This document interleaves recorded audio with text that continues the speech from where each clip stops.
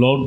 మన ప్రభు రక్షకుడైన యేసుక్రీస్తు నామములో మీ అందరికీ ప్రేమపూర్వకమైన వందనాలు తెలియజేస్తున్నాం.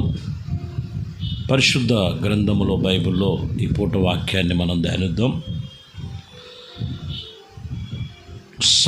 రెండో సమూయేలు గ్రంథం 7వ అధ్యాయం 1వ వచనాన్ని చదువుతున్నాం.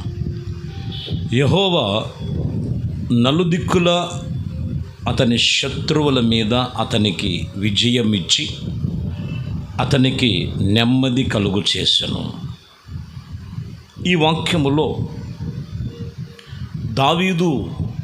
దావీదుతో ప్రభు చేసిన దేవుడు నిబంధనలో నలుదిశల శత్రువులు మీద అతనికి విజయాన్ని కలుగు చేయటమే కాదు, సరిహద్దులలో నెమ్మది కలుగు చేసెను. ఈరోజు నీవు నివసిస్తున్న నివాస స్థలం ఎలా ఉంది? పనిచేస్తున్న చోటు ఎలా ఉంది? ఉద్యోగ వ్యాపారాలు చేసే చోటు ఎలా ఉంది? ఇంకా చెప్పాలంటే సమాజంలో పరిస్థితులు ఎలా ఉన్నాయి? దేవుడు గొప్ప దేవుడైన దావీదుకి అదే చెబుతున్న మాటలో, నలుదిశల శత్రువులు వారి మీద లెగకోకుండా వారిని అణిచివేయటమే కాదు, వారి మీద విజయాన్ని కలుగు చేసి నలుదిశల నెమ్మది కలుగు చేశాడు. నీ సరిహద్దులలో నెమ్మది, నీ కుటుంబంలో ఒక ప్రశాంతత, నీ కలిగిన సమస్తములో ఆశీర్వాదపు దీవెనలతో ఉండాలంటే దేవుని వైపు మనము తిరగాలి. దేవుని వైపు ఎవరైతే తిరుగుతారో వారికి నెమ్మది సమాధానము కలిగి ఉంటుంది. రెండో దీనవృత్తాంత గ్రంథములో 15వ అధ్యాయం 15వ వచనములో మనం చదివితే, ఇలాగున ప్రమాణము చేయబడగా యూదా వారందరూ సంతోషించిరి.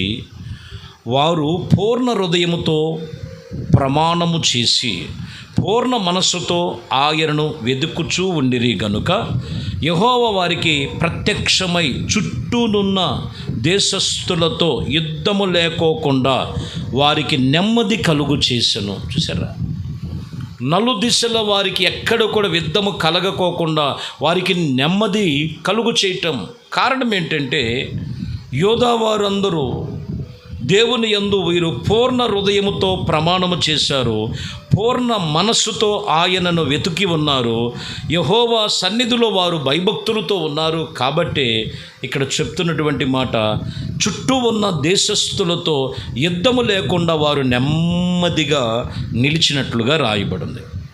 ఈరోజు ఇవాళ రేపు మనం చూస్తే కాసేపు భక్తి చేసి దేవుడి మీద పూర్ణమైన మనసుతో నింపుకోరు, పూర్ణమైన భయభక్తులతో నింపుకోరు. కాబట్టి ప్రియమైన దేవుని బిడ్డలారా, దేవుని వాక్యం చెప్తున్నటువంటి మాటల్లో పూర్ణమైన హృదయముతో పూర్ణమైన మనసుతో దేవుని వైపు నువ్వు తిరిగితే ఆయన నువ్వు నివసిస్తున్న చోటు ప్రతి చోటును ఆయన చెబుతున్న మాట ఏంటంటే, నలుదిశలో కూడా నీకు నెమ్మది కలుగుద్ది, నెమ్మది కలుగు చేస్తారు. యెషయా గ్రంథం 32వ అధ్యాయం 17వ వచనాన్ని చదువుతున్నాం. నీతి సమాధానము కలుగు చేసెను, నీతి వలన నిత్యత్వము నిమ్మళము నిబ్బరము కలుగును. అప్పుడు నా జనులు విశ్రమ స్థలమందు ఆశ్రయస్థానమయందు సుఖకరమైన నివాసములయందు నివసిస్తారు. సుఖకరమైన నివాసము, విశ్రమ స్థానము, నిమ్మళమైన చోటు, నిబ్బరమైన చోటుగా సుఖకరమైన నివాసము అని ఇక్కడ వాడబడి మాటలు. ప్రియమైన దేవుని బిడ్డలారా, ఎప్పుడు అనేదంటే నీతి కలిగినటువంటి దేవునితో నీతి సమాధానము వారిలో నిలిచి ఉన్నప్పుడు వారికి కలిగిన ప్రతి విషయములో ఆయన వాక్యము చెబుతున్న మాటలో, ప్రియులరా, రాయబడినటువంటి మాటల్లో నీకు నెమ్మళము నిబ్బరము నీతి సమాధానము కలుగుతుంది. రెండో దినవృత్తాంతముల గ్రంథములు 32వ అధ్యాయము 22వ వచనములో, ఈ ప్రకారము యెహోవా హిజ్కియా యెరూషలేము కాపురస్తులను అశూరీ రాజుల యొక్క వారి యొక్క సర్వ చేతులలో నుండి, అందరి చేతిలో నుండి రక్షించి ఆయన వైపు వారిని కాపాడుచూ ఉన్నది.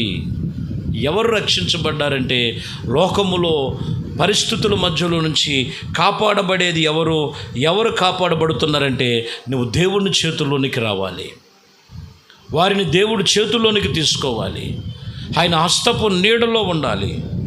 అప్పుడు వారిని కాపాడటమే కాదు, నలుదిశలా వారికి నెమ్మది, సమాధానము ఆయన కృపలో కలుగు చేయబడుతున్నదని వాక్యం ఇక్కడ తేటపరుచుతున్న మాటలు.